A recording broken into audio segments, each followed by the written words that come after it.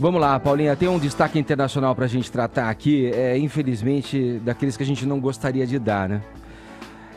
Eu gostaria que o mundo não fosse palco desse tipo de coisa, né? Estou falando aqui de 2 massacres a tiros nos Estados Unidos, promovidos no intervalo de 24 horas e que deixaram como saldo dezenas de mortos e feridos. Vamos lá, quais os detalhes? Pois é, Edgar. Até agora são 29 mortos, 20 vítimas do primeiro ataque, registrado na tarde de sábado em El Paso, no Texas, e mais 9 vítimas e o próprio atirador, que foram mortes resultantes desse segundo ataque ocorrido na madrugada desse domingo em Dayton, Ohio. E 53 pessoas feridas, né, Edgar? Então, esses números aí podem ser atualizados. Bom, esse primeiro ataque já é considerado o 8º ataque mais letal da história moderna dos Estados Unidos e o mais mortal, Edgar, desse ano. Aconteceu dentro de uma loja Walmart, quando o atirador Patrick Crusius, de 21 anos, abriu fogo contra diversas pessoas com idades entre 2 e 82 anos. Um dos relatos mais dramáticos é de uma mãe de 25 anos que morreu protegendo seu bebê de 2 meses. Esse atirador se rendeu, foi levado pela polícia, indiciado por homicídio qualificado, que pode dar até em pena de morte ali nesse estado, nos Estados Unidos, e a linha de investigação da polícia e do FBI inclui aí a possibilidade de crime de ódio. Isso porque foi encontrado um manifesto escrito pelo atirador, postado na internet, que, de acordo com o chefe da polícia, Greg Allen, chama o ataque do Walmart de uma resposta à invasão hispânica do Texas. E nesse manifesto também haviam ali apoio ao atirador que matou 51 pessoas em 2 mesquitas em Christchurch, na Nova Zelândia, em março. Então, eles estão estudando sim a possibilidade de crime de ódio. Entre os mortos haviam 7 mexicanos e também 6 feridos mexicanos. O segundo ataque aconteceu num bar na cidade de Dayton, 1h da manhã de domingo. Aí um menino de 24 anos, Connor Betts, usava um rifle de alta capacidade, colete à prova de balas. Ele acabou sendo morto pela polícia, que agiu rapidamente, e as vítimas eram homens e mulheres com idades entre 22 e 57 anos. Entre essas vítimas, a irmã do atirador, Megan Betts. Esse segundo crime, Edgar, a gente não sabe da real motivação. Está muito mais enigmático e não dá para vincular a uma possibilidade, por exemplo, de crime de ódio. Existe até uma linha de investigação que a irmã talvez possa ter sido ali uma das chaves para se entender o que aconteceu. De qualquer forma, claro que isso levantou um grande debate nos Estados Unidos, a respeito das armas, né? A facilidade de se conseguir armas. Inclusive, muitos relembraram um outro tiroteio que aconteceu na Califórnia, que também resultou em mortes. E entre as pessoas que resolveram falar sobre isso, a gente teve a Rihanna. Vários artistas são contra essa facilidade da compra de armas e também essa restrição aos imigrantes, que é uma política do governo Trump. A Rihanna juntou mais ou menos essas duas coisas para se manifestar contra o Donald Trump. Então ela foi no Twitter e escreveu o seguinte: Donald, você soletrou terrorismo errado. Seu país teve 2 ataques terroristas em poucas horas, além de deixar quase 30 pessoas inocentes mortas. Isso dias após ainda outro ataque terrorista na Califórnia, onde um terrorista foi capaz de legalmente comprar um rifle de assalto AK-47 em Las Vegas e então dirigir por horas até um festival gastronômico na Califórnia, deixando mais de 6 pessoas mortas, incluindo um garotinho. Imagine um mundo onde é mais fácil conseguir uma AK-47 do que um visto. Imagine um mundo onde eles constroem um muro para manter os terroristas dentro dos Estados Unidos. Minhas orações e mais profundas condolências para as famílias e pessoas queridas de todas as vítimas do Texas, Califórnia e Ohio. Sinto muito pela sua perda. Ninguém merece morrer assim. Ninguém. E aí, quer falar alguma coisa? Eu queria. Na verdade, estou meio emocionado, assim. Eu passei o final de semana meio isolado, quis fazer um detox digital e de notícias por um tempo, assim. Então, eu tô me dando conta dessas mortes agora e fico muito emocionado. Por um simples motivo, assim, na verdade eu não paro de me questionar quantas mais mortes vão precisar acontecer para que a gente entenda que ter arma não é solução.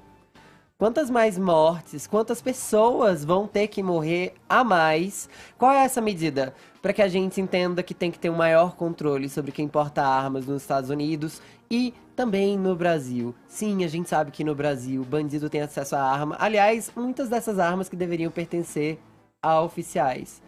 Quanto mais gente tem de morrer pra gente entender o malefício das armas? E só pra encerrar, a Rihanna falou das orações pelas pessoas, eu acho que ela tá muito certa no discurso dela, mas tem um episódio do South Park, se eu não me engano, que é uma série muito ácida de animação, que mostra que toda vez que acontece um mass shooting, um massacre desse nos Estados Unidos, a resposta padrão é thoughts and prayers. Thoughts and prayers. Estamos com a família e tudo mais. Essa resposta padrão já tá caindo em desuso. As pessoas continuam morrendo. Não adianta só desejar thoughts and prayers e partir pra próxima. A gente tem que entender o malefício das armas. Bom, o Partido Democrata nos Estados Unidos, ou pelo menos os candidatos, né, as primárias, os que se imaginam candidatos já, usaram esses acontecimentos para pedir leis mais severas para controle de armas e acusaram o presidente Donald Trump de alimentar tensões raciais.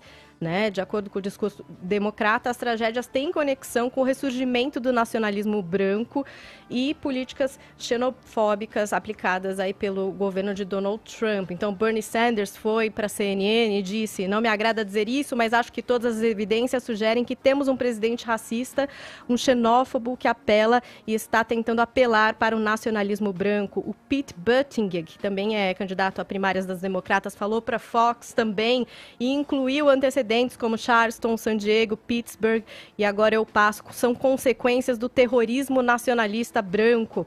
A Casa Branca rebateu essas críticas e o próprio Donald Trump também rebateu essas críticas junto aos jornalistas, atribuindo esses tiroteios a indivíduos doentes.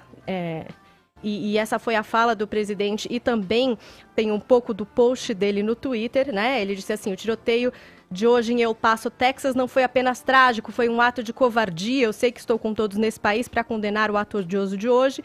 Não há razões ou desculpas que justifiquem matar pessoas inocentes, né? O ódio não tem lugar em nosso país e nós vamos cuidar disso. Acontece que o Trump já hoje de manhã estava no Twitter novamente falando sobre isso. Num primeiro post ele parecia um pouco mais conciliador, né? Ele dizia que republicanos e democratas deveriam se unir para obter fortes verificações de antecedentes, no caso dos envolvidos, e talvez casando com essa legislação que precisa desesperadamente de reforma da imigração. Nós temos que ter algo bom, se não ótimo, originado desses dois eventos trágicos. E aí, num segundo post, ele ataca a mídia e diz o seguinte: a mídia tem uma grande responsabilidade para com a vida e a segurança do nosso país.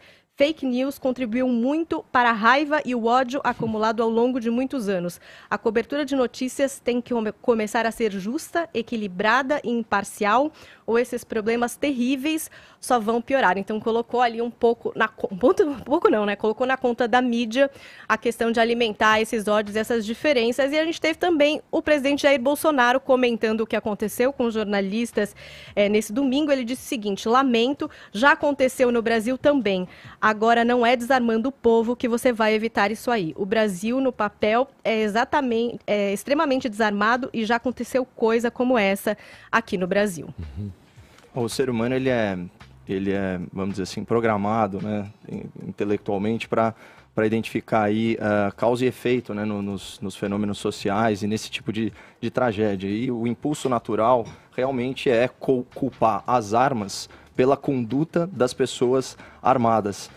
Eu estava vendo a repercussão internacional e americana e assistindo alguns vídeos da Prager University, que eu recomendo aqui ao ouvinte da PAN, e o Dennis Prager, em um dos seus vídeos, ele traz um argumento muito interessante, que é o seguinte: ele pega o número de mass shootings, né, então desses massacres aí em que morrem mais de 4 pessoas, ou simultaneamente, ou num intervalo reduzido de tempo, ao longo das décadas. E olha só, em 1950, nos Estados Unidos, houve 1. Na década de 60, 6. Na década de 70, 13. Na de 80, 32. E na década de 90, esse número já começa a saltar para 42 e esse número só cresce. Agora, percebam o seguinte: a variabilidade, no caso americano, não pode ser o acesso a armas, porque ele sempre existiu. Isso sempre foi fácil adquirir armas nos Estados Unidos. Então, o que muda na cultura de um país a partir da segunda metade do século XX para agora, para que esse fenômeno esteja acontecendo? Não é a quantidade de armas per capita e não é a facilidade ou a dificuldade de se acessar armas. Aí a gente vai discutir uma relação de causa e efeito muito mais complexa, multifatorial, que vai falar de questões culturais, vai falar de pós-modernismo, decadência da família, o esgarçamento do tecido social, como foi sugerido pelo presidente Donald Trump.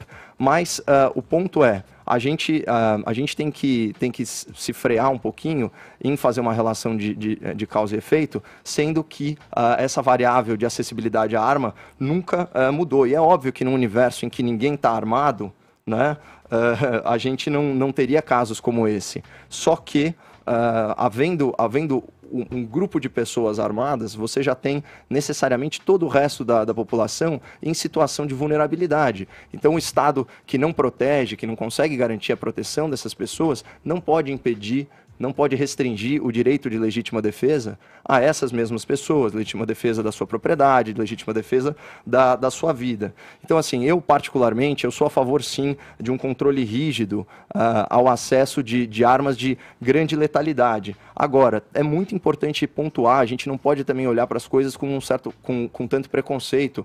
As armas matam, mas elas também protegem, elas também impedem a violência, elas fazem cessar os ataques, né? E o normal são pessoas, principalmente os cidadãos de bem, se armarem não para utilizar a arma. Pelo contrário, você se arma na esperança de que você nunca precise utilizar esse recurso. Isso funciona desde para indivíduos e também funciona para estados soberanos com os seus exércitos. Você tem uma força militar forte torcendo para nunca ter que usá-la em guerra. E é mais ou menos o mesmo princípio. Então, acho que a gente tem que se acalmar e antes de sair restringindo um direito, que inclusive é um direito fundamental da legítima defesa, a toda uma população, por causa de casos excepcionais, tentar entender o que realmente está por trás desses acontecimentos trágicos. Bom, eu sou desarmamentista desde sempre, né? Antes do Bolsonaro existir para mim como político. Agora mais ainda, né? Frente a essa situação que a gente vive, de discursos odientos, de pessoas polarizadas, de um ódio exacerbado nas relações humanas e muito alimentado por todas essas questões que a gente vem tratando no Morning Show desde o início, quando falávamos lá do que geram essas fake news, de que tipo de relação, de que tipo de ambiente o governo de turno procura propagar para seguir ali, não se sabe ainda bem se por uma estratégia orientada ou por uma inabilidade mesmo, frente ao que tem à mão, mas o fato é que eu desafiaria, né, se tiver um referendo novo para as pessoas poderem votar o que escolheriam ter, eu acho que isso seria negado mesmo pela vontade da população. Agora, com relação aos crimes que acontecem a partir de armas que estão disponíveis já na mão de bandidos, armas muitas vezes roubadas de particulares e usadas com numeração raspada para cometerem crimes. Esses números, segundo vários institutos, para citar só o Sou da Paz, esses números são alarmantes. E quem em sã consciência pode pensar que a situação de relações nesse Brasil que a gente está vivendo vai ser apaziguada, vai ser acalmada, vai ser atenuada? Diria que não. Então, continuo cada vez mais crente que o resultado para isso é uma polícia bem treinada, uma polícia com equipamento, a ação de inteligência e cada vez mais que e aí a questão dos presídios também de suma importância para que quem entre lá não faça daquilo um escritório. Quer dizer, é um problema muito complexo para ser resolvido e discutido dessa forma. Então, eu, diante da circunstância que a gente vive, eu sou cada vez mais desarmamentista.